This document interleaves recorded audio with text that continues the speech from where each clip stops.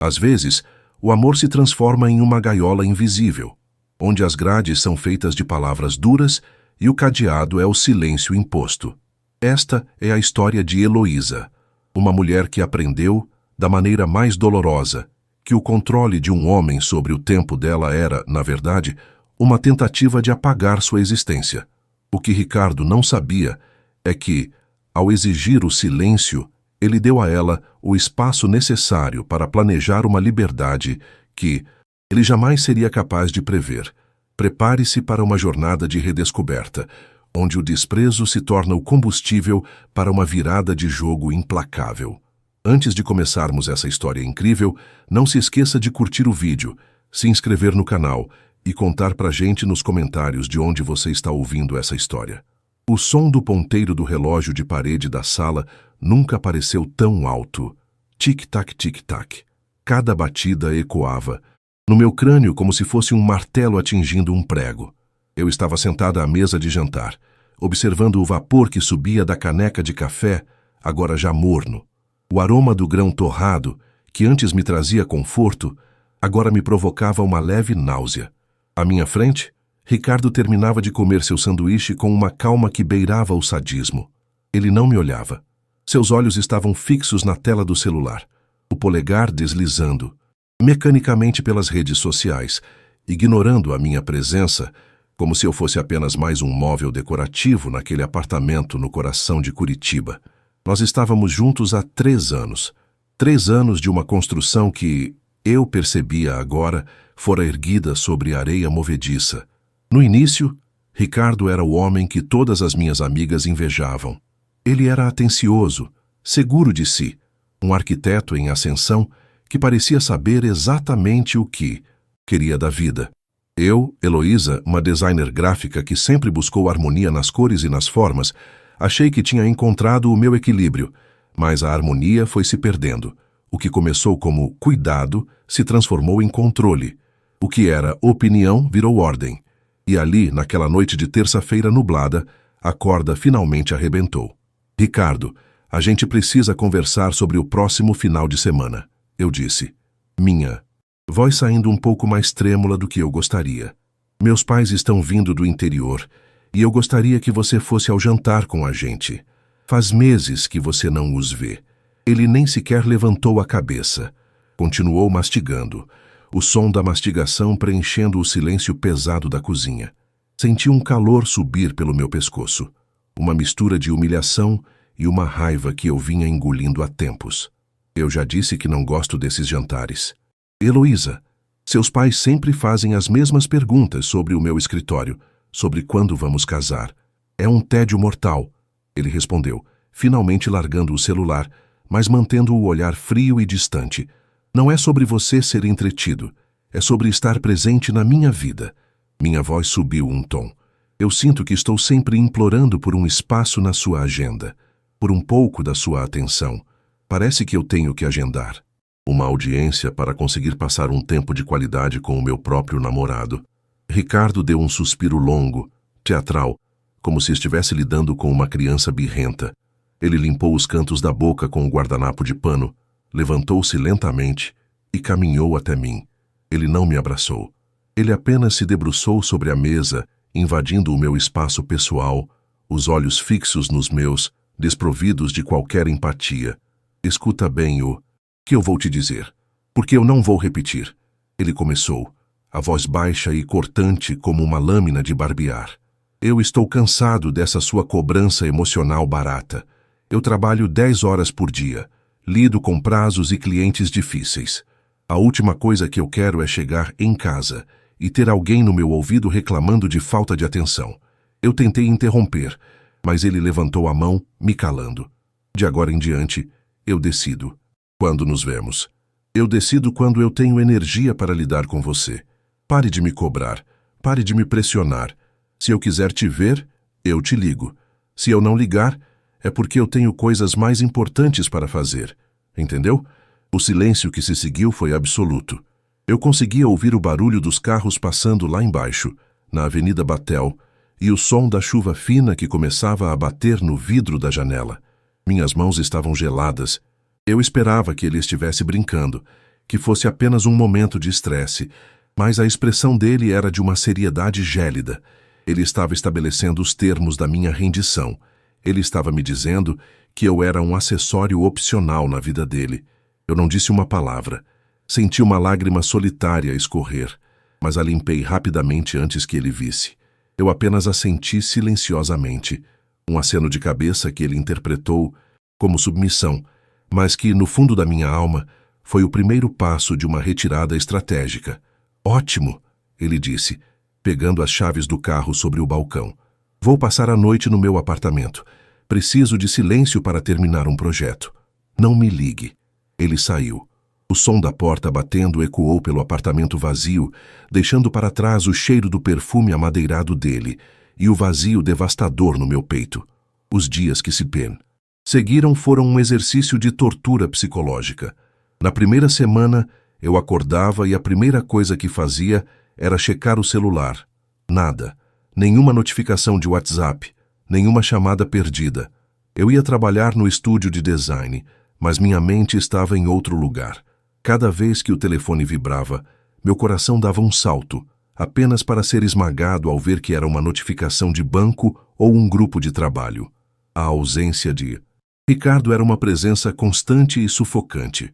Eu me pegava analisando cada conversa nossa nos últimos meses, procurando onde eu tinha errado. Será que eu realmente cobrava demais? Será que eu era tão insuportável assim? A tática dele estava funcionando. Ele estava me quebrando através do silêncio. No quarto dia, eu quase cedi. Digitei uma mensagem de desculpas, implorando para que ele viesse jantar. Mas, antes de enviar, parei. Olhei para o espelho do banheiro e vi uma mulher com olheiras profundas, os olhos sem brilho, alguém que eu mal reconhecia. Apaguei o texto. Na segunda semana, a tristeza começou a dar lugar a uma clareza fria. Eu percebi que a punição dele não era sobre o meu comportamento, era sobre o poder dele. Ele queria ver até onde eu aguentava. Queria que eu rastejasse de volta. Comecei a observar o meu apartamento, o lugar que eu pagava, sozinha, decorado com o meu esforço, e percebi o quanto de mim eu tinha apagado para caber na vida dele. Ricardo odiava as minhas plantas. Dizia que elas poluíam visualmente o ambiente moderno que ele idealizava. Ele criticava meus quadros coloridos. Passei a ocupar o meu tempo, voltei a pintar, algo que eu tinha abandonado porque ele achava um hobby inútil. Liguei para a minha melhor amiga, a Tainá, que sempre detestou o Ricardo, mas se mantinha afastada para não me magoar. Ele está fazendo o quê? Tainá gritou do outro lado da linha quando contei sobre o ultimato. Elô, esse cara é um sociopata emocional. Ele está te dando um gelo para você ficar dócil. Não ouse mandar mensagem para ele. Eu não vou, Tainá. Eu não vou. 14 dias se passaram, 2 semanas de um silêncio absoluto imposto por ele. Eu já não chorava mais. Eu sentia uma estranha calma. A calma de quem finalmente entendeu as regras de um jogo sujo e decidiu que não ia mais jogar para perder. Eu estava na cozinha, preparando um chá de camomila para tentar dormir, vestida com um pijama velho de algodão que ele odiava, quando ouvi 3 batidas suaves na porta, firmes mas contidas. Meu coração não disparou. Ele pesou. Eu sabia quem era. Ricardo achava que, após 2 semanas de isolamento, eu estaria desesperada para abrir a porta e aceitar qualquer migalha de afeto que ele decidisse me dar. Ele achava que eu estaria pronta para pedir perdão por ter cobrado. Caminhei até a porta, respirei fundo e senti o metal frio da maçaneta. Eu não sabia o que ia encontrar do outro lado, mas sabia que a Heloísa que aceitou aquele silêncio 14 dias atrás não existia mais. Abri a porta lentamente. O ar frio do corredor do prédio, que sempre parecia carregar um cheiro metálico de desinfetante e tapete antigo, invadiu o calor do meu apartamento. E lá estava ele. Ricardo parecia ter saído diretamente de uma capa de revista de arquitetura. Vestia um sobretudo preto de corte impecável, ainda levemente úmido da garoa curitibana, e uma gola alta que emoldurava seu rosto de traços fortes e expressão absolutamente controlada. Não havia um fio de cabelo fora do lugar. Não havia um pingo de remorso em seus olhos castanhos, que me esquadrinhavam de cima a baixo, com uma mistura de curiosidade e posse. Posso entrar, ou vamos ficar aqui atraindo a atenção do seu vizinho fofoqueiro? Ele perguntou, a voz aveludada, sem qualquer sinal de que tínhamos passado 2 semanas sem um único oi. Dei um passo para o lado, não por submissão, mas por puro choque diante daquela audácia. Ele entrou, deixando o rastro do seu perfume. Aquela fragrância amadeirada cara que eu costumava associar à segurança, mas que agora cheirava a arrogância e controle. Ricardo caminhou até o centro da sala e parou, girando o corpo devagar. Seus olhos se estreitaram quando ele notou as mudanças. O cavalete que eu havia resgatado do depósito estava montado perto da janela, com uma tela ainda em branco, mas manchada de respingos de tinta acrílica azul e ocre. Meus livros de design, que ele insistia que ficassem escondidos no armário para não poluir a estética minimalista, agora estavam empilhados de forma desordenada sobre a mesa de centro. "O que é isso, Heloísa?" ele perguntou, apontando para o cavalete com um movimento de queixo. "Você sabe que eu odeio bagunça visual. Esse apartamento é pequeno demais para esse tipo de hobby." A primeira coisa que ele fez ao entrar na minha casa, após me ignorar por 14 dias, foi criticar a minha tentativa de retomar a minha própria identidade. Senti um nó na garganta, mas o desfiz com um gole seco. "É a minha casa, Ricardo. E esse é o meu trabalho de conclusão para o curso de ilustração que eu comecei", respondi, tentando manter a voz estável. "E você, o que faz aqui? Achei que você ainda estivesse decidindo quando eu era digna da sua companhia." Ele deu um sorriso de canto, aquele sorriso que ele usava para desarmar clientes difíceis. Aproximou-se de mim, reduzindo a distância até que eu pudesse sentir o calor do seu corpo. Ele estendeu a mão e tocou uma mecha do meu cabelo, enrolando-a no dedo. O toque, que antes me daria arrepios de prazer, agora me parecia invasivo, como se um estranho estivesse me tocando em um ônibus lotado. "Não seja dramática, Melô. Eu precisava de espaço. Você estava me sufocando com aquela carência toda. O silêncio foi um remédio para nós dois. Veja como você parece mais ativa. Até voltou a pintar", ele disse, com uma condescendência que me fez querer gritar. Eu sabia que, se eu me afastasse um pouco, você entenderia a dinâmica. Eu sou um homem ocupado, meu amor. O meu tempo é o meu bem mais precioso. Eu olhei para ele, realmente olhei, talvez pela primeira vez em 3 anos, sem as lentes do apaixonamento, né? Ricardo não. Era um homem difícil de lidar. Ele era um homem que não me via como uma pessoa, mas como uma extensão das suas necessidades. Ele não estava ali para pedir desculpas. Ele estava ali para verificar se a coleira ainda estava ajustada. O silêncio foi um remédio. Repeti, sentindo o gosto amargo das palavras. Engraçado. Para mim, pareceu mais um teste de resistência. 2 semanas, Ricardo. Meus pais ligaram, perguntaram de... Você e eu tive que inventar que você estava em uma viagem de negócios em São Paulo porque tinha vergonha de dizer a verdade. Vergonha de dizer que o meu namorado tinha me proibido de falar com ele. Ele revirou os olhos e caminhou até a cozinha, abrindo a geladeira com a familiaridade de quem se sente dono do território. Pegou uma garrafa de água mineral e bebeu direto no gargalo, algo que ele sempre me proibiu de fazer. Seus pais são provincianos, Heloísa. Eles não entendem relacionamentos modernos. E você também está sendo infantil. Eu estou aqui agora, não estou? Ele largou a garrafa sobre o balcão com um estalo seco. Vim te convidar para o coquetel da entrega do edifício Cristal na sexta-feira. É o meu projeto mais importante até agora. Vai estar toda a nata da arquitetura do Paraná lá. Eu preciso que você esteja impecável. Compre um vestido novo. Use aquele cartão que eu te dei e que você insiste em não usar. Senti um clique na minha mente. A peça do quebra-cabeça que faltava. Ele não voltou porque sentiu saudades. Ele não voltou porque percebeu que foi cruel.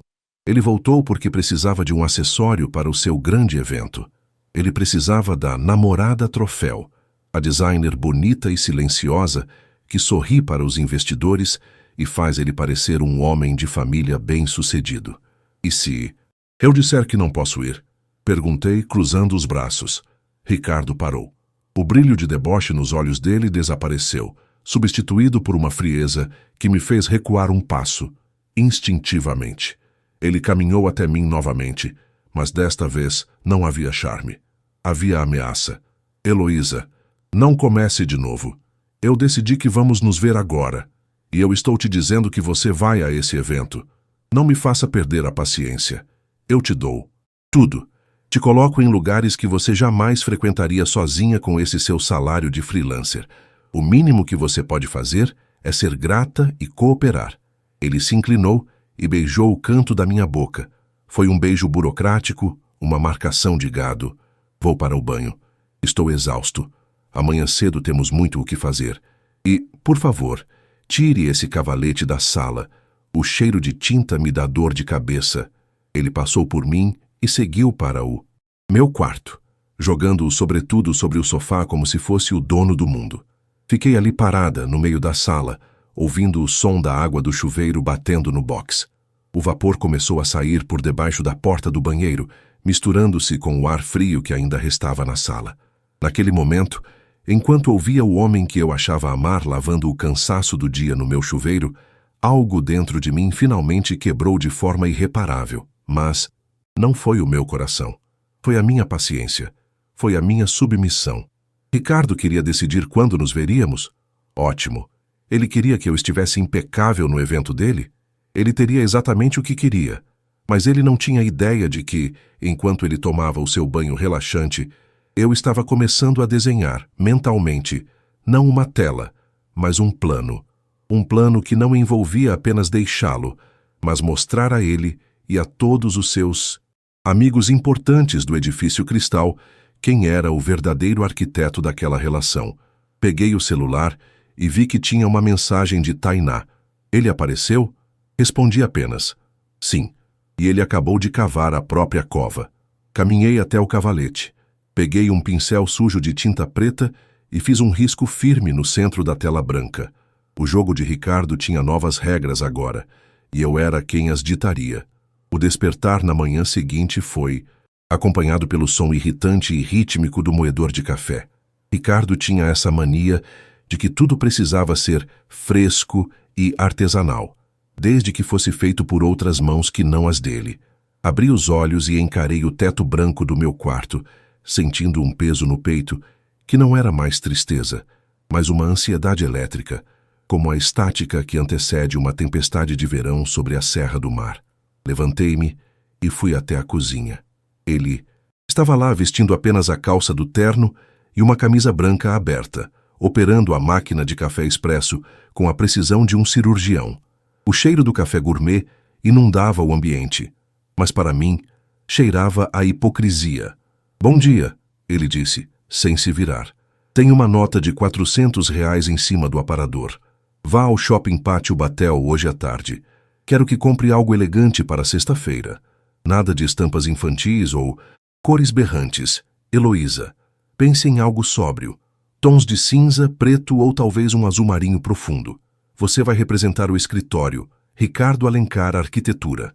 Caminhei até o aparador e olhei para as notas de R$ 100, presas por um clipe de metal. Aquilo era o preço do meu silêncio e da minha obediência. Em outros tempos, eu me sentiria ofendida, mas hoje peguei o dinheiro com uma calma que me surpreendeu. Pode deixar. Ricardo, vou escolher algo que ninguém vai esquecer, respondi, minha voz saindo suave, quase doce. Ele finalmente se virou, com uma xícara de porcelana na mão, e me lançou um olhar de aprovação. Ele achava que tinha me domado com o gelo das últimas semanas. Ele achava que eu estava voltando para a caixa onde ele me guardava. Assim que eu gosto, sem drama. Ah, e mais uma coisa, ele disse, apontando para o meu laptop que estava sobre a mesa de jantar. Preciso que você dê uma revisada nos slides da apresentação do edifício Cristal. Meu estagiário é um imbecil e não sabe alinhar um texto. Como você é designer, pode fazer isso em meia hora. Vou deixar o arquivo aberto no seu desktop. Ele saiu para terminar de se arrumar, e eu me sentei diante do computador. Enquanto o café esfriava na caneca, abri o arquivo que ele tinha transferido. O edifício Cristal era o orgulho dele, uma torre de vidro e aço com apartamentos de luxo que prometia ser o novo marco arquitetônico de Curitiba. Comecei a passar os slides, ajustando as margens e a tipografia mecanicamente. Mas então, algo me chamou a atenção. No rodapé de uma das plantas técnicas que ele incluiu como ilustração de conceito, havia um nome quase apagado, escondido sob uma camada de opacidade no software de edição. Usei minhas ferramentas de design para isolar a camada e aumentar o contraste. Projeto original, ARC. Helena Vasconcelos. O sangue gelou nas minhas veias. Eu conhecia esse nome. Helena era uma arquiteta brilhante que tinha trabalhado com Ricardo no início da carreira dele e que, segundo ele me contara uma vez, tinha abandonado a profissão por falta de talento, mas ali estava a prova. O conceito estrutural que tornava o edifício Cristal tão inovador, o sistema de ventilação natural e a sustentação em balanço, não era dele, era dela. Ricardo não era apenas um namorado abusivo e controlador. Ele era um fraudador. Ele estava construindo uma carreira inteira sobre o roubo intelectual de uma mulher que ele provavelmente descartou da mesma forma que estava tentando fazer comigo. Fechei os olhos por um momento, sentindo as batidas do meu coração ecoarem nos ouvidos. O plano que eu estava esboçando na noite anterior ganhou cores vivas e detalhes técnicos. Eu não ia apenas deixá-lo, eu ia desmontar a fachada de vidro e aço que ele chamava de vida. Passei o restante da manhã trabalhando na apresentação. Fiz exatamente o que ele pediu. Deixei-a impecável. Mas eu também fiz algo mais. Criei um arquivo oculto, um script de transição, que seria ativado apenas no meio da apresentação oficial, durante o coquetel. Tarde, mas fui ao shopping. O ar-condicionado gelado do pátio Batel contrastava com o calor da minha pele. Entrei em uma das lojas de grife e a vendedora me olhou com aquele desdém velado que reservam para quem não parece pertencer ao lugar. Eu estava de jeans e camiseta, mas tinha R$ 400 dele no bolso e meu próprio cartão de crédito no limite da paciência. Quero o vestido mais impactante que vocês tiverem, eu disse, encarando-a nos olhos. Não quero sóbrio, quero algo que grite. Saí de lá com uma sacola pesada. Não comprei o que ele pediu. Comprei o que a nova Heloísa precisava. Um vestido vermelho sangue, de seda pura, com um corte que não pedia permissão para ser notado. À noite, Ricardo voltou tarde. Ele estava eufórico, cheirando a uísque caro e charuto. Os investidores estão confirmados, Elo, ele exclamou, jogando a pasta de couro sobre o sofá. Se esse evento for um sucesso, entraremos em um novo patamar. Dinheiro grosso, fama, reconhecimento nacional. Ele veio até mim e tentou me abraçar por trás enquanto eu lavava a louça. Senti a rigidez do corpo dele contra o meu e o cheiro de álcool. Era repulsivo. Você revisou a apresentação? Ele sussurrou no meu ouvido. Sim, querido. Está perfeita. Você vai ter exatamente o reconhecimento que merece na sexta-feira. Cada detalhe foi pensado para mostrar quem você realmente é. Respondi, mantendo o tom de voz neutro. Ele riu. Um som seco e vitorioso. É por isso que eu gosto de você, Heloísa. Depois que passa aquela fase de rebeldia, você se torna a parceira ideal. Obediente e eficiente. Eu continuei ensaboando um prato, observando a espuma branca sumindo pelo ralo. Ele não notou o sarcasmo na minha voz. Ele estava tão cego pelo próprio ego que não conseguia ver o abismo que se abria sob seus pés. Naquela noite, esperei que ele dormisse. O ronco leve e satisfeito dele preenchia o quarto. Levantei-me silenciosamente. Fui até a sala e peguei meu celular. Mandei uma mensagem para Tainá que já estava de prontidão. Tainá, preciso que você localize uma pessoa para mim. O nome é Helena Vasconcelos, arquiteta. Provavelmente não está mais atuando em Curitiba. Preciso falar com ela antes de sexta-feira. A resposta veio em minutos. Pode deixar, Elo. Vou usar meus contatos. O que você vai fazer? Olhei para a tela em branco do meu cavalete na sala. Peguei o pincel e, com um movimento rápido, comecei a pintar chamas. Chamas vermelhas, intensas, que consumiam uma estrutura cinza e sem vida. Vou fazer o que deveria ter feito há 3 anos, Tainá. Sussurrei para o escuro da sala. Vou incendiar o império de mentiras do Ricardo. E vou usar o vestido mais bonito da minha vida enquanto vejo as cinzas caírem. O silêncio do apartamento agora não era mais opressor. Era o silêncio de um campo de batalha antes da primeira carga de cavalaria. Eu estava pronta. Ele queria decidir quando nos veríamos, pois bem, na sexta-feira, ele veria a última versão de mim que ele teria o desprazer de conhecer. A quinta-feira amanheceu com a alma de Curitiba em sua forma mais pura. Um céu cor de chumbo, que parecia pesar sobre os ombros da cidade, e um vento cortante que soprava do sul, fazendo as janelas do meu apartamento assoviarem. Ricardo já tinha saído cedo para uma reunião de última hora com os engenheiros no canteiro de obras do edifício Cristal. Ele me deixou um bilhete escrito à mão, com aquela caligrafia angulosa e agressiva. Não esqueça de passar na lavanderia para buscar meu terno italiano. E veja se o seu vestido não precisa de ajustes. Quero perfeição amanhã. Apertei o papel entre os dedos até transformá-lo em uma bolinha minúscula e o joguei no lixo. A perfeição dele estava prestes a sofrer um colapso estrutural. O meu celular vibrou sobre a bancada de granito. Era uma mensagem de Tainá com um endereço e um mapa. Lanchonete Doce Encontro, em Pinhais. Ela mora nos fundos. O nome dela agora é apenas Helena. Ela trabalha com restauração de móveis antigos. Ela aceitou falar com você, mas está assustada. Vá logo. Peguei meu casaco de lã batida, minhas chaves e saí. Dirigir até a região metropolitana me deu tempo para pensar. O caminho era ladeado por araucárias cujos galhos pareciam braços, implorando por algo que o céu não podia dar. Eu me sentia assim há anos, implorando por um afeto que Ricardo não possuía. Cheguei ao local indicado por volta das 11 da manhã. Era uma rua tranquila, com um cheiro característico de serragem e verniz pairando no ar. A oficina de Helena ficava em um galpão de tijolos aparentes, nos fundos de uma casinha humilde, mas extremamente bem cuidada. Quando entrei, o som de uma lixa contra a madeira parou abruptamente. Uma mulher de cerca de 40 anos, com os cabelos presos em um coque despojado e o rosto manchado de poeira, branca, me encarou. Seus olhos eram grandes, inteligentes, mas carregavam uma exaustão que eu reconheci imediatamente. Era a exaustão de quem teve a alma sugada por um predador. Você deve ser a Heloísa, ela disse, limpando as mãos em um avental de lona grossa. A amiga da Tainá me disse que você está com o Ricardo. Eu estou saindo dele, Helena. Corrigi, a voz firme. Mas não quero sair de mãos vazias. Eu vi o seu nome nas plantas originais do Cristal. Helena empalideceu. Ela se sentou em um banco de madeira alto e apontou para outro. O ambiente era repleto de móveis em diferentes estágios de recuperação. Uma cristaleira, Luís XV, uma mesa de jantar de jacarandá, cadeiras de palhinha. Havia beleza ali, uma beleza que Ricardo jamais entenderia, pois era baseada na restauração, não na destruição. Aquele projeto, ela começou, a voz falhando. Aquele projeto era o meu sonho de vida, Heloísa. Eu e o Ricardo éramos sócios e, por um tempo, achei que fôssemos mais do que isso.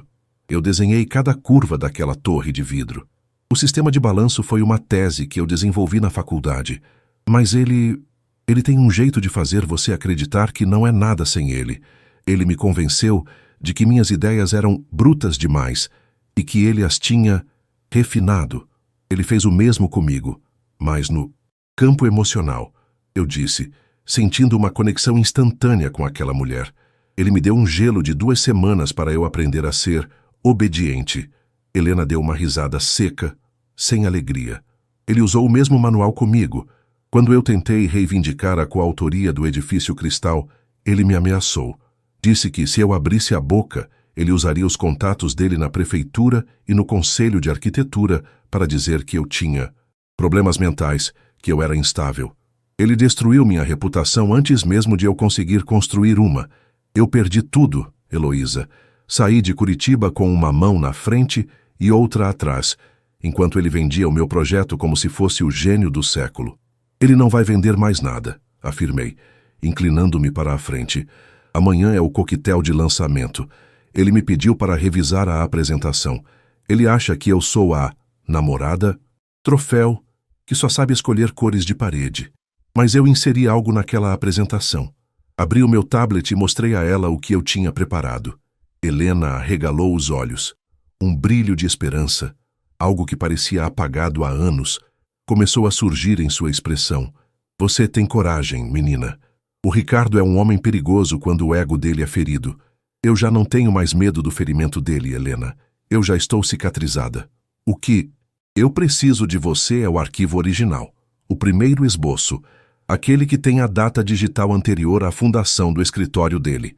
Eu preciso da prova definitiva para que, quando a máscara cair, não reste dúvida. Helena hesitou por um longo minuto. O barulho de um caminhão passando na rua pareceu ensurdecedor no silêncio da oficina. Então, ela se levantou, foi até um cofre antigo de metal nos fundos e retirou um HD externo. Está tudo aqui. Fotos da maquete de papel que eu fiz no meu apartamento, os cálculos estruturais escritos à mão, os e-mails que ele me mandou na época elogiando o meu trabalho antes de decidir que seria dele. Use isso. Use por mim, por você e por qualquer outra pessoa que ele tenha pisoteado para chegar onde está. Saí de lá sentindo o peso do HD no meu bolso como se fosse uma granada pronta para explodir. Voltei para Curitiba e o trânsito da tarde estava caótico, mas eu não me importava. O rádio tocava uma música melancólica, mas eu estava assoviando.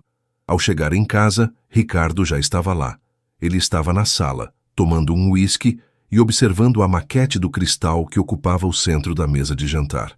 Ele parecia um rei admirando seu reino. Onde você estava?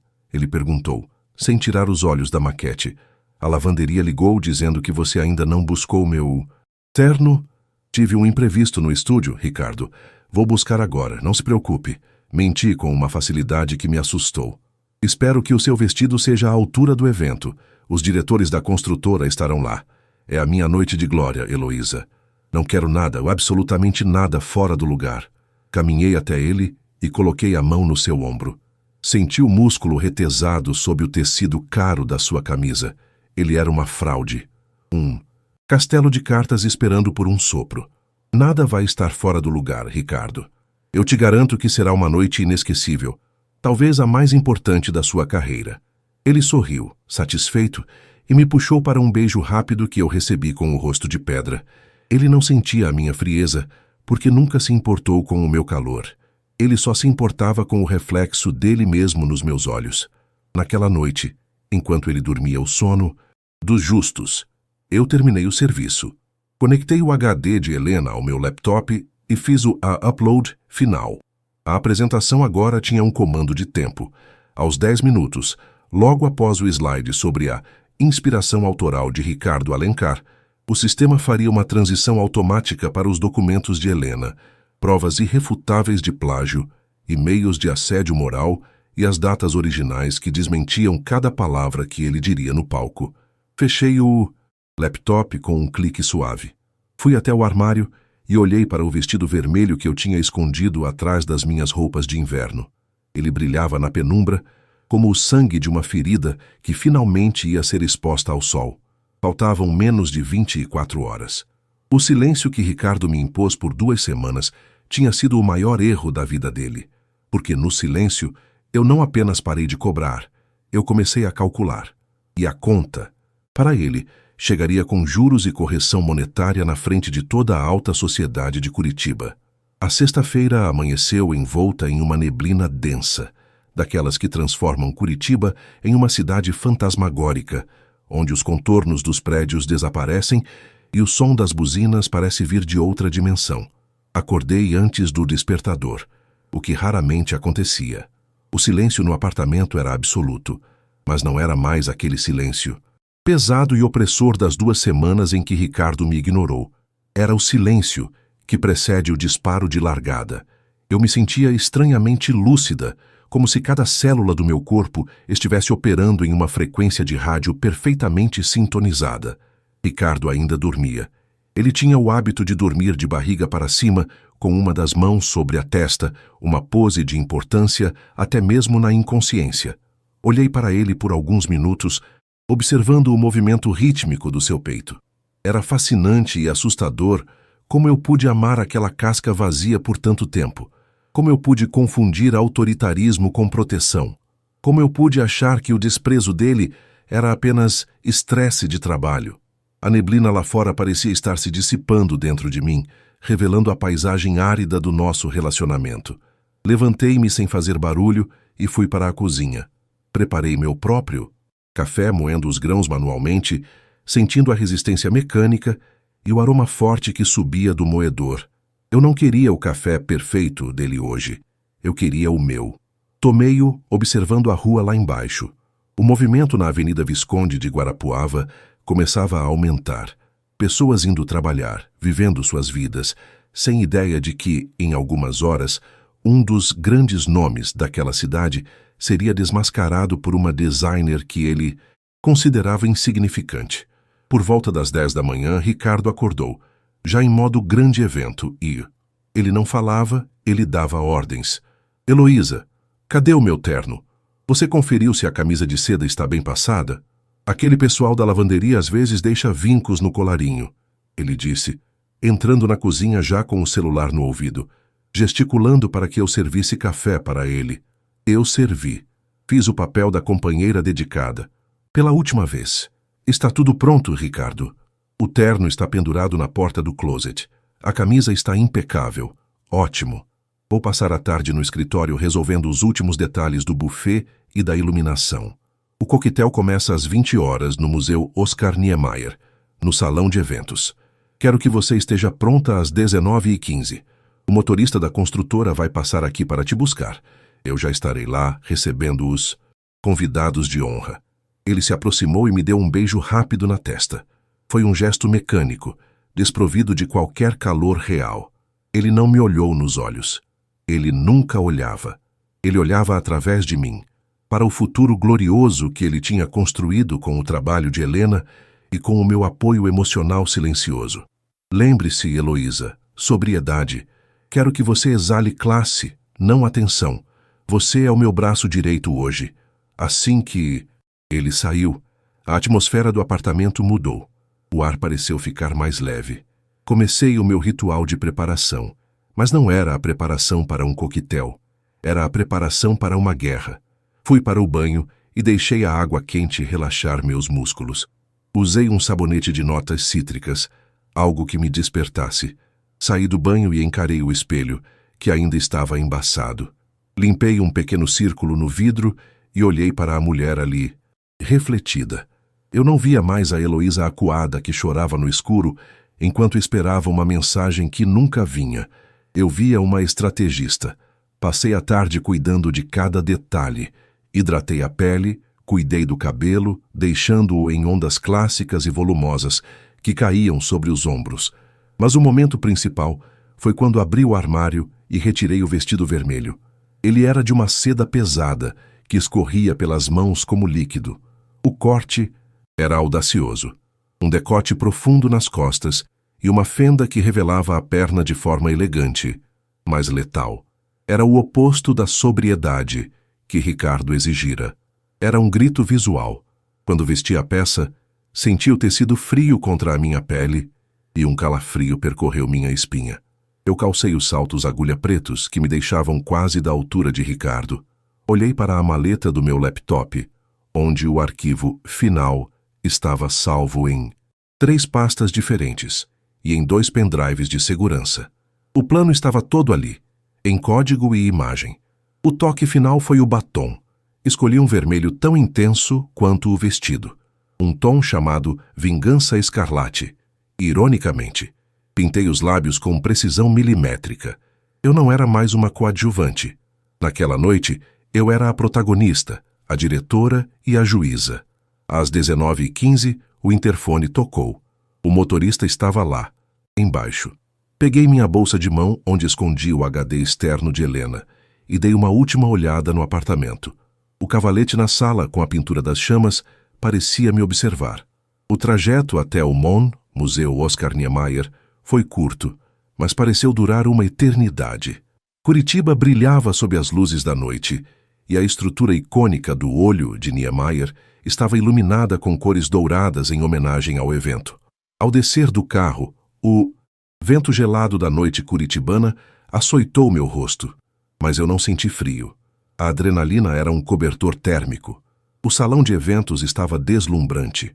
Lustres de cristal, garçons desfilando com bandejas de champanhe francês e canapés de salmão, e o som suave de um quarteto de cordas tocando versões eruditas de clássicos do rock. Era o suprassumo da vaidade curitibana. Ricardo estava no centro de um círculo de homens de terno cinza, rindo alto, com uma taça de cristal na mão. Quando eu entrei, o círculo de conversa simplesmente parou. Eu senti os olhares. Não era apenas o vestido vermelho no mar de tons neutros, era a energia que eu emanava. Eu caminhava com uma confiança que Ricardo nunca tinha visto em mim. Ele se desculpou com os investidores e caminhou em minha direção. Seus olhos estavam injetados, uma mistura de raiva e desejo. Ele parou a poucos centímetros de mim, a voz baixa e sibilante para que ninguém ouvisse. O que você pensa que está fazendo, Heloísa? Eu te dei ordens claras. Esse vestido, você parece uma... Ele se calou, procurando uma palavra ofensiva o suficiente. Eu pareço uma mulher que não aceita mais ordens, Ricardo, respondi, mantendo um sorriso radiante para quem nos observava de longe. Você não disse que eu deveria estar impecável? Eu nunca me senti tão impecável em toda a minha vida. Ele apertou o meu braço com força, os dedos cravando na minha pele. Você vai pagar por essa rebeldia amanhã. Agora, comporte-se. Sorria e não abra a boca para falar de nada técnico. Vá para a mesa de som e verifique se o arquivo da apresentação está carregado. O técnico já está esperando. Com prazer, querido, eu disse, desprendendo-me do aperto dele com um movimento fluido. Eu mesma vou garantir que a apresentação comece no momento exato. Caminhei em direção à cabine técnica, sentindo o olhar furioso dele queimar minhas costas. O técnico, um rapaz jovem de óculos que parecia sobrecarregado, me cumprimentou com um aceno nervoso. Boa noite, sou a Heloísa, assistente do Dr. Ricardo. Ele pediu para eu dar o OK final no arquivo e inserir uma última atualização de design que terminamos agora. Eu disse, entregando o pendrive, com o meu sorriso mais convincente. Ah, tá claro. O Dr. Ricardo é muito exigente com essas coisas. Pode plugar aqui, por favor. Conectei o pendrive. Meus dedos tremeram por um segundo, mas apenas por um segundo. Vi a barra de carregamento avançar. 10%, 40%, 80%. Concluído. O vírus da verdade estava plantado no sistema. Tudo certo, eu disse ao técnico. Quando o Dr. Ricardo subir ao palco e disser, e agora, o futuro de Tício Curitiba, você dá o play, ok? Combinado, moça. Voltei para o salão. Ricardo estava agora conversando com o secretário de obras da cidade. Ele me lançou um olhar de triunfo, achando que eu tinha voltado à minha função de ajudante.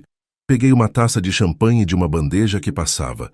O líquido borbulhante e gelado desceu pela minha garganta, trazendo uma sensação de frescor. O mestre de cerimônias subiu ao palco e pediu: silêncio. As luzes do salão diminuíram, e um holofote seguiu Ricardo enquanto ele caminhava com passos largos e arrogantes até o microfone. Ele parecia um deus no topo do Olimpo de vidro que ele mesmo não tinha projetado. Senhoras e senhores, boa noite. A voz dele ecoou potente e segura. Hoje não celebramos apenas um edifício, celebramos a visão, a audácia e o talento puramente autoral que move a arquitetura deste país. Eu me encostei em uma pilastra de mármore, no fundo do salão, e tomei mais um gole de champanhe. O tempo parecia ter congelado. Eu olhei para Ricardo e, por um breve momento, senti uma pontada de algo que poderia ser pena, se não fosse o fato de ele ter tentado me apagar. A contagem regressiva na minha cabeça começou. Ricardo continuava o seu discurso, falando sobre inspiração solitária e, noites em claro, desenhando cada viga. Ele estava prestes a dizer a frase de gatilho. E agora te apresento a vocês o futuro de Curitiba. As luzes se apagaram completamente. O enorme telão de LED atrás dele se iluminou com a imagem 3D do edifício Cristal. Os aplausos começaram, mas durariam pouco. Eu fechei os olhos por um segundo e imaginei o rosto de Helena. Imaginei o silêncio de Ricardo sendo devolvido a ele em forma de grito. O telão de LED, uma parede de luz de quase 10 metros de largura, iluminou o salão com a imagem majestosa do edifício Cristal. Por alguns segundos, A plateia ficou em silêncio, hipnotizada pela computação gráfica que mostrava o sol refletindo nas janelas espelhadas da torre. Ricardo, parado à frente daquela projeção, parecia maior do que a própria vida. Ele abriu os braços, um gesto de messias da arquitetura moderna, e o sorriso em seu rosto era a personificação da arrogância satisfeita. Eu, encostada na pilastra de mármore frio, apertei a taça de champanhe entre os dedos. O cristal da taça parecia pulsar junto com o meu coração. Então, o primeiro glitch aconteceu. A imagem perfeita do edifício tremeu. Uma linha horizontal de estática cortou a tela, e um ruído seco de interferência ecoou pelas caixas de som de última geração, silenciando o quarteto de cordas que tentava retomar a música. Ricardo franziu o senho, lançando um olhar de soslaio para a cabine técnica, onde o rapaz de óculos lutava desesperadamente com o console. Ele tentou disfarçar, pigarreando e voltando-se para o público. Problemas técnicos, ele riu. Um som nervoso que não chegou aos olhos. O futuro é digital, mas às vezes ele decide nos pregar peças. Ele não teve tempo de terminar a frase. A imagem do edifício cristal desapareceu, substituída por um fundo branco e austero. No centro, em letras garrafais pretas, surgiu uma frase: a verdade por trás da estrutura. O salão, que antes murmurava em aprovação, mergulhou em um silêncio sepulcral. O único som era o zumbido constante dos aparelhos de ar-condicionado e o bater rítmico de um leque de alguma senhora na primeira fila. Senti o cheiro de ozônio vindo dos equipamentos eletrônicos e o perfume floral exagerado da mulher ao meu lado, que parou de levar o canapé à boca. O slide mudou automaticamente. Agora, a tela exibia uma série de fotos datadas de 5 anos atrás. Eram fotos de uma maquete de papel, rudimentar, mas com a exata geometria inovadora do cristal. Ao lado, prints de e-mails enviados de uma conta pessoal para o e-mail institucional de Ricardo. O assunto: minha tese de graduação, Helena Vasconcelos. O conteúdo do e-mail, ampliado para que todos pudessem ler, só dizia: Ricardo, aqui estão os cálculos estruturais que você pediu para revisar. Por favor, lembre-se que este é o trabalho da minha vida. Fico feliz que queira me ajudar a apresentá-lo ao mercado. A resposta de Ricardo, logo abaixo, era curta e letal. Excelente, Helena. Mas você sabe que, como mulher e recém-formada, ninguém vai levar isso a sério se o nome no projeto for o seu. Deixe que eu cuido da fachada. O mérito será nosso. Ouviu-se um suspiro coletivo. Era o som de centenas de pessoas prendendo a respiração ao mesmo tempo. Ricardo ficou estático. A luz branca do telão projetava sua sombra de forma distorcida sobre o palco, fazendo-o parecer um monstro alongado e disforme. Ele tentou se mover, mas seus pés pareciam colados ao chão. Sua pele, antes bronzeada e vibrante, adquiriu um tom cinzento, quase da cor do cimento que ele tanto exaltava. — O que é isso? Gritou alguém do fundo do salão. — Isso é um plágio? Ricardo finalmente recuperou a voz, mas ela saiu fina, esganiçada. — Isso é um ataque, um hacker. Alguém está tentando sabotar a minha carreira com montagens baratas. Técnico, desligue isso agora. Mas o técnico, instruído por mim e pelo script que eu havia criado, não conseguia desligar. O sistema estava em um loop de segurança. O próximo slide foi o golpe final. Eram os registros do Conselho de Arquitetura que Helena havia me dado, mostrando que Ricardo havia tentado apagar o nome dela de todos os registros oficiais através de processos judiciais de assédio e intimidação. E, para finalizar, uma gravação de áudio começou a tocar. Era a voz de Ricardo, gravada secretamente por Helena meses antes dela ser expulsa da sociedade. — Escuta aqui, Helena. Ninguém quer saber de onde veio a ideia. Eu sou o rosto. Eu sou o poder. Você é só uma formiga que eu posso esmagar. Se você abrir a boca, eu acabo com você em Curitiba. Você nunca mais vai desenhar nenhuma casinha de cachorro nesta cidade. A voz dele, carregada de um desprezo visceral, preencheu o luxuoso salão do Museu Oscar Niemeyer. Era a mesma voz que, 2 semanas atrás, me disse: de agora em diante, eu decido quando nos vemos. A máscara não tinha apenas caído. Ela tinha sido pulverizada.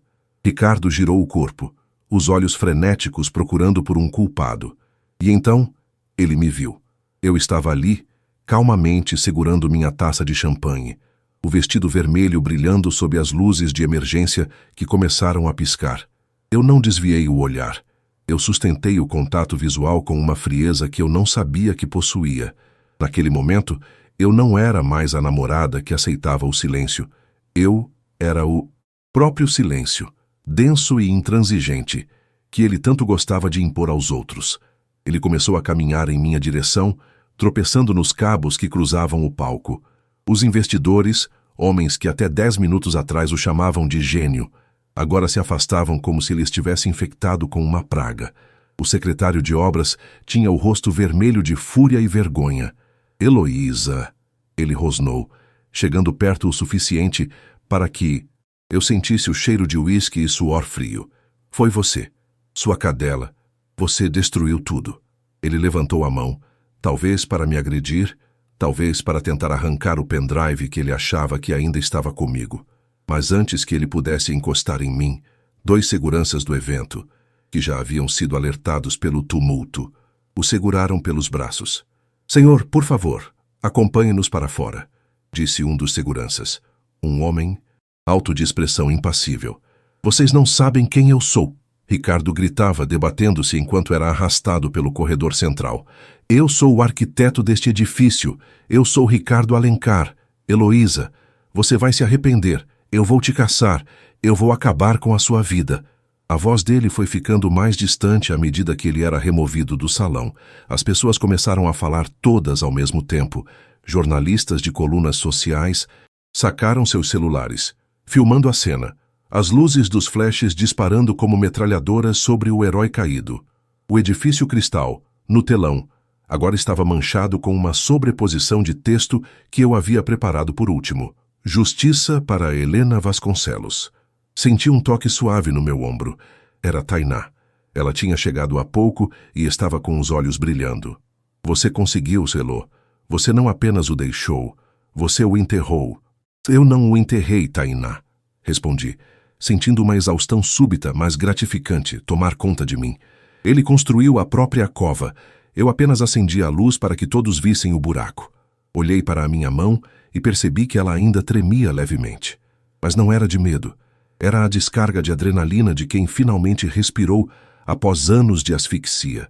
Tomei o último gole de champanhe e coloquei a taça vazia em uma bandeja que passava. O sabor era de liberdade. Mas eu sabia que a noite ainda não tinha acabado. A vingança pública estava completa, mas o acerto de contas pessoal, aquele que acontece entre as 4 paredes da consciência e da realidade, ainda precisava de um fechamento. Ricardo estava fora do salão, mas as malas dele ainda estavam no meu apartamento, e o meu nome ainda estava ligado ao dele em muitos papéis. Vamos embora, Tainá, eu disse. Tenho um apartamento para limpar, e não estou falando de poeira. Saímos do museu sob a chuva fina de Curitiba, que agora parecia lavar a alma da cidade. Enquanto o motorista de aplicativo nos levava de volta para o batel, eu olhei para o meu reflexo no vidro embaçado do carro. O batom vermelho ainda estava perfeito. Eu não tinha derramado uma única lágrima. Ricardo achou que podia controlar o tempo e as pessoas através do silêncio. Ele só esqueceu que o silêncio é o lugar onde os planos mais perfeitos são cultivados. E o meu plano havia florescido em um incêndio que ele nunca seria capaz de apagar. O silêncio do meu apartamento, quando abri a porta naquela noite, era diferente. Não era o vácuo gelado de quando Ricardo me ignorava. Era um silêncio de página em branco, de uma casa que acabara de ser exorcizada.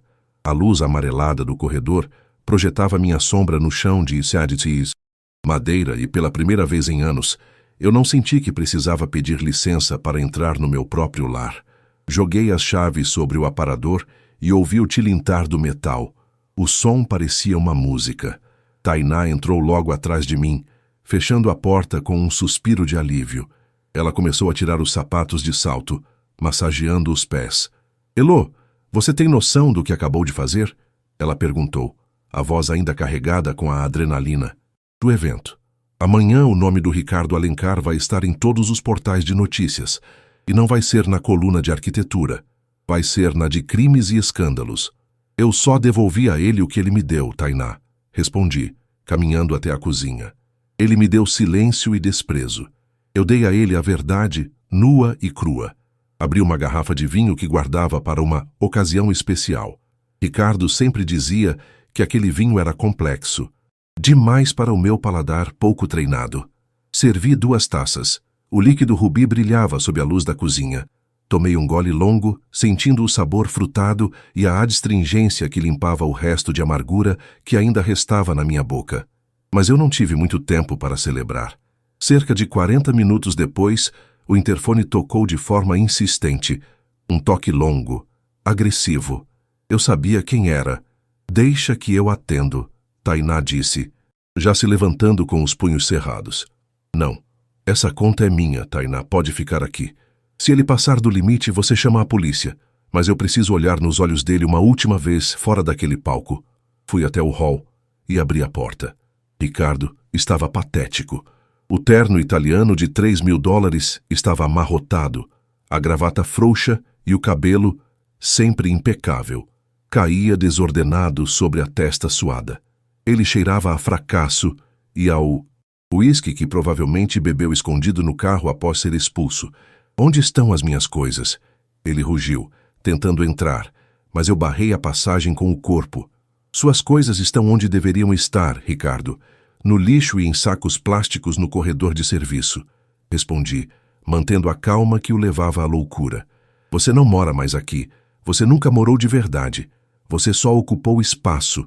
Você não tem o direito. Plessis gritou, e a veia no seu pescoço saltou. Eu vou te processar. Eu vou destruir sua carreira. Você sabe quem eu conheço nesta cidade? Eu tenho contatos no CAU, na prefeitura, na imprensa. Dei um passo à frente, diminuindo a distância entre nós. Eu era quase da altura dele com aqueles saltos, e não recuei 1 milímetro. Seus contatos estão todos assistindo ao vídeo do seu discurso agora, Ricardo. A Helena já entrou com a ação de reintegração de posse intelectual. Os e-mails que eu expus são provas irrefutáveis de assédio e plágio. Amanhã, a construtora do edifício Cristal vai rescindir o seu contrato por quebra de ética. Você não tem mais carreira para destruir a minha. Você é um fantasma, Ricardo. E fantasmas não podem ferir ninguém.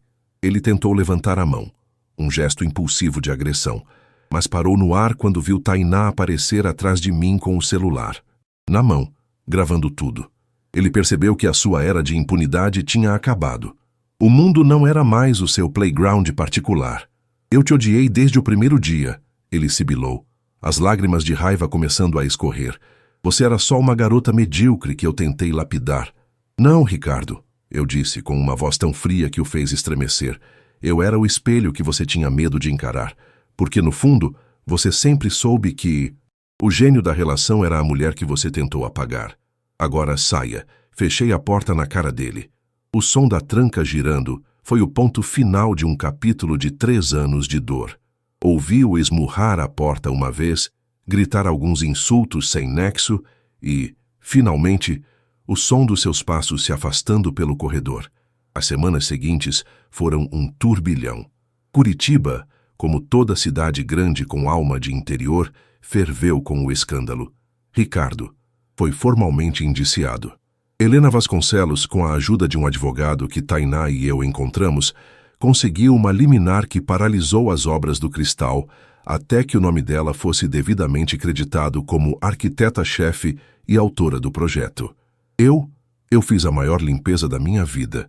Vendi o sofá que ele escolheu, pintei as paredes brancas de um tom de terra que me trazia paz e enchi a sala de plantas. Orquídeas, jiboias e uma enorme costela de Adão que parecia abraçar o ambiente. O cheiro de tinta fresca e terra molhada substituiu o perfume amadeirado dele. 3 meses depois, eu estava sentada em um café no Largo da Ordem, observando o movimento das pessoas nas pedras de Petit Pavé. O sol de outono dourava as fachadas dos casarões históricos. Senti uma presença ao meu lado e sorri antes mesmo de ver quem era. Você está com uma cara ótima, Heloísa, disse. Helena, sentando-se à minha frente. Ela estava diferente. O rosto manchado de poeira da oficina de móveis dera lugar a uma expressão de serenidade e poder. Ela segurava uma pasta de couro. As notícias são boas? Perguntei. Melhores do que eu esperava. A construtora aceitou o acordo. Eles vão pagar todas as indenizações retroativas e o meu nome já está na placa oficial do canteiro de obras. E tem mais. Eles precisam de um novo projeto de design de interiores para as áreas comuns. Um projeto que converse com a estrutura orgânica que eu criei. Ela abriu a pasta e retirou um contrato. Eu disse a eles que só aceito se a designer-chefe for uma mulher que entende de estrutura tanto quanto eu. O que você acha, Zelô? E Vasconcelos and Design? Senti meus olhos marejarem, mas desta vez era de alegria. Peguei a caneta da mão dela, mas antes de assinar, olhei para o horizonte, onde a torre de vidro do edifício Cristal podia ser vista, brilhando ao longe. Acho que o futuro de Curitiba finalmente começou, respondi. Naquela tarde, voltei para casa a pé. Caminhei pelas ruas do Batel, sentindo o vento frio no rosto, mas meu coração estava aquecido. Passei por uma vitrine e vi o meu reflexo. Eu não usava mais o vestido vermelho de vingança, nem o batom chamativo. Eu usava um casaco confortável, um sorriso genuíno e um olhar que já não procurava aprovação em ninguém. Ricardo tentou me ensinar que o silêncio era uma forma de poder. Ele estava certo, mas do jeito errado. O silêncio não é uma ferramenta de opressão. É o espaço onde a gente se reconecta com a própria força. É o intervalo entre a dor e a superação. Entrei no meu apartamento, larguei a bolsa e fui direto para o meu cavalete. A tela, que antes tinha chamas, agora estava sendo coberta por flores de ipê amarelo, vibrantes e resistentes, que nascem mesmo no inverno mais rigoroso. Peguei o pincel e mergulhei na tinta. Eu não era mais a namorada de ninguém, a assistente de ninguém, o troféu de ninguém. Eu era Heloísa. E a minha história estava apenas começando, narrada com a minha própria voz, no tempo que eu decidi que era o meu.